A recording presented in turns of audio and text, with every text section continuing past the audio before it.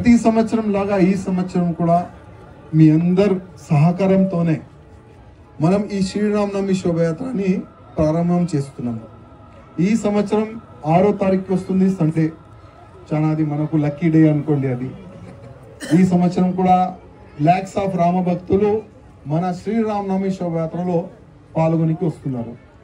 కానీ ఈ శోభయాత్ర అంటే ప్రతి సంవత్సరం చాలా శాంతిపూర్వకంగా మన శోభయాత్ర మనం తీస్తున్నాం. ఎక్కడ కూడా చిన్న కొట్లాట కాకుండా మనం శోభయాత్రని తీస్తున్నాం.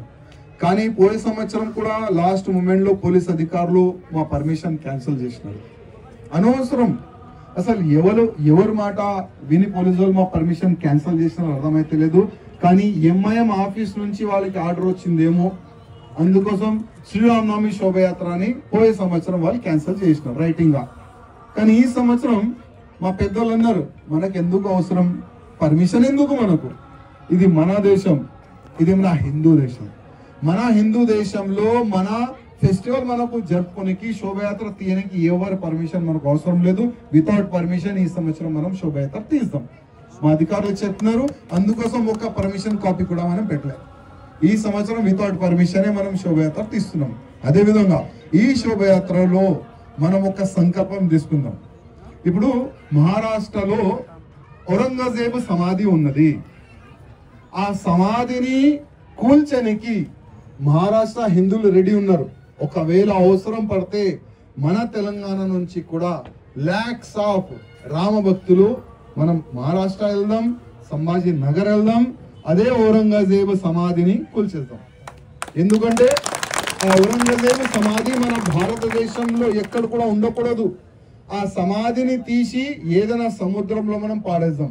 ఆ ఒక్క సంకల్పం మనం తీసుకోవాలి. అదేవిధంగా భారతదేశాన్ని హిందూ రాష్ట్రం మనం ఎట్టి పరిస్థితుల్లో చేస్తున్నాం. ఎందుకంటే నెక్స్ట్ ఈ ఎలక్షన్ అయిపోయింది కదా, 3వసారి ప్రధానమంత్రి మోదీ గారు అయిపోయినారు కదా.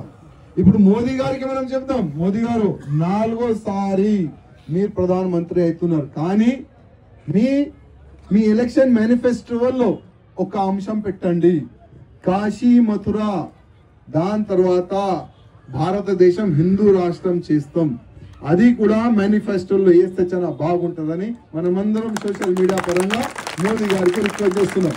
ఎందుకంటే వచ్చే ఎలక్షన్ నేను ఛాలెంజ్ చేస్తున్నా, వచ్చే ఎలక్షన్ కాశీ మథుర హిందూ రాష్ట్రం దానిపైననే జరుగుతుంది. మీరు చూస్తారు, అందరు కూడా చూస్తారు.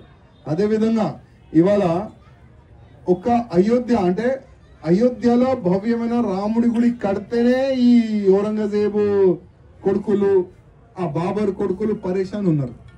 ఇప్పుడు ప్రారంభమైంది రామ మందిరం తర్వాత కాశీ మథుర తర్వాత ప్రతి ఒక్క మా గుళ్ళు పడగొట్టి వీళ్ళు ఎక్కడెక్కడ కట్టినారు కదా బాబరీ మస్జిద్, ప్రతి ఒక్క బాబరీ మస్జిద్ కూల్చి భవ్యమైన మన గుడి మనం కడుతున్నాం. ఆ సంకల్పం కూడా మనం తీసుకుందాం. ఇంకా ఎవరిదైనా ఏదైనా క్వశ్చన్ ఉంటే మీరు అడగచ్చు. ఎవరైనా లేచినారు అప్పుడు చెప్పమ్మా. క్రిస్టియన్ వాళ్ళది ఒకటి మత మార్పిడి జరుగుతుంది మన తెలంగాణలో చాలా విధంగా. పోయే సంవత్సరం 300 పైన మొబైల్ దొంగతనం అయింది శ్రీరామనవమి శోభయాత్రలో. మేము పోలీస్ అధికారులకు కూడా రిక్వెస్ట్ చేస్తున్నాము, కొద్దిగా ఈ దొంగలు ఎవరు ఆల్రెడీ మీ దగ్గర లిస్ట్ ఉంటుంది. శ్రీరామనవమి రోజు ఆ దొంగలకి పోలీస్ స్టేషన్లోనే పెట్టాలని నా పోలీస్ అధికారులకి రిక్వెస్ట్. అదేవిధంగా పెట్టాలి లోపల. ఇప్పుడు రంజాన్ ఉంటే హిందువులు రౌడీ షీటర్ని లోపల పెడతారు. ఏదైనా మన గణేష్ ఫెస్టివల్ లో మన హిందువులు రౌడీ షీటర్కి లోపల పెడతారు. ఇప్పుడు మా శ్రీరామనవమి శోభయాత్రలో ఆ దొంగలకి ఎందుకు ఫ్రీ ఇడుస్తారు? వాళ్ళు కూడా 1 డే గురించి పోలీస్ స్టేషన్లో కూర్చొని పెడితే చాలా బాగుంటుంది. ఎందుకంటే అట్లాంటి హిందువులు మనకు అవసరం లేదు, అట్లాంటి హిందువులు మాకు అవసరం లేదు. మన హిందూ ఫెస్టివల్లో శ్రీరామనవమి శోభయాత్రలో అరే మంచిగా ఆ శోభయాత్రలో పాల్గొనండి. కానీ దొంగతనం చేయడానికి వస్తున్నారు అట్లాంటి వ్యక్తులు అవసరమా? మనకు అవసరం లేదు. అందుకోసం పోలీస్ అధికారికి మనం ఈ సబ్జెక్ట్ రిక్వెస్ట్ చేస్తున్నాం. ఇంకోటి, ఇప్పుడు మహారాష్ట్ర నుంచి, కర్ణాటక నుంచి, రాజస్థాన్ నుంచి, వేరే స్టేట్ నుంచి కూడా ఇప్పుడు ఈ వాలంటీర్ మీటింగ్ కి ప్రత్యేకంగా వాళ్ళు వచ్చినందుకు నేను హృదయపూర్వకంగా వాళ్ళకి ధన్యవాదాలు.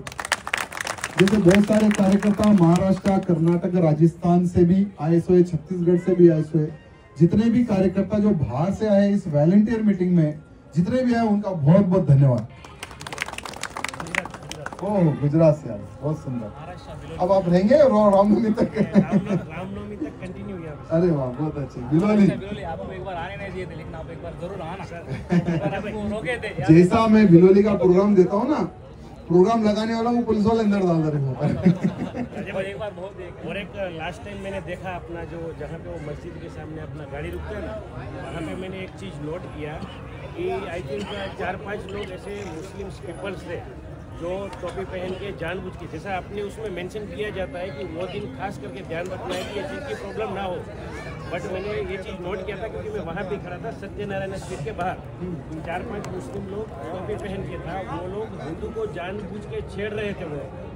वो किसके लिए? इसके लिए ताकि वो कुछ ना कुछ प्रॉब्लम्स हो, फाइट्स हो। ये जो चीज़ है वो मेरे साथ हुई है। मतलब 4-5 लोग ऐसे जो थे मुस्लिम लोग, वो जानबूझ के मेरे को छेड़ना। अब मैं वो टाइम पे ऑलरेडी समझ गया था कि अगर मैं कुछ भी इनको मारूंगा करूंगा। यूं करना था, कार्यकर्ता आ जाओगा तो काम ऐसा कुछ तो बोल देना भैया। किसको बोलेंगे, बेचारे वो है गुजरात। नहीं, एक्चुअली मैं प्रॉपर गुजरात से हूँ, बट 15 ईयर से हाईटेक सिटी में रहता हूँ अपने यहाँ पे। तो एक काम करेंगे, उस दिन किसी का नंबर भी आपको नहीं दे सकता हूँ, क्योंकि उस दिन सभी कार्यकर्ताओं के मोबाइल की बैटरी भी खत्म हो जाती है वीडियो निकालते करेंगे। वो एक पॉइंट अपन नोट करेंगे। और एक कार्यकर्ताओं से एक रिक्वेस्ट है, देखिए हमारी जो श्री रामनवमी शोभा यात्रा है वो एक बहुत ही पवित्र शोभा यात्रा है, लेकिन कोई भी जैसे होता है ना, जैसे मैंने कहा कि कुछ लोग होते हैं जो रामनवमी शोभा यात्रा को खराब करने का प्रयत्न करते हैं। लगभग 99% लोग, उनको पता है कि शोभा यात्रा में किस प्रकार से आना है, लेकिन 1% लोग जो शराब पीकर आते हैं ना, उन पे थोड़ा ध्यान देना। उनका फोटो खींच लो आप लोग, फोटो खींच के हमें व्हाट्सअप कर देना। नेक्स्ट ईयर उनको नहीं आए जैसा हम लोग कंट्रोल करेंगे, क्योंकि हमारी शोभा यात्रा ये पवित्र शोभा यात्रा है। तो हमारी पवित्र शोभा यात्रा को भी डैमेज करने का कुछ लोग षड्यंत्र कर सकते हैं।